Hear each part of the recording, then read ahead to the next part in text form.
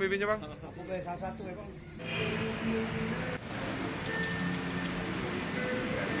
Tersangka kita amankan di beberapa tempat. Masih di ya,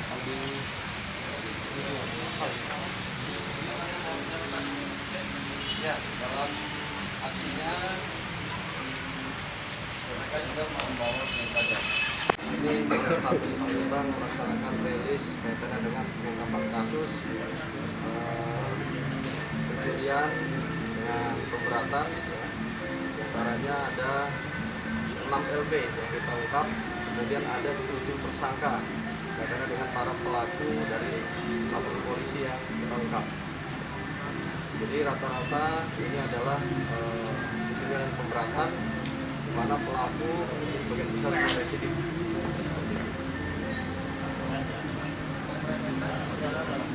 Ya. Jadi untuk TKP ada rumah kosong ya, yang didatangi oleh mereka setelah dilakukan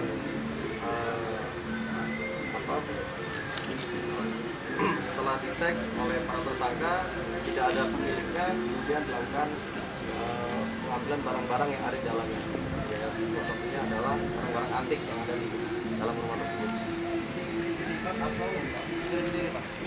Ya, jadi mereka ada berkelompok-kelompok dan ini di sana ada beberapa tersangka atau beberapa kelompok yang kita temukan sedang melaksanakan pencurian di rumah tersebut.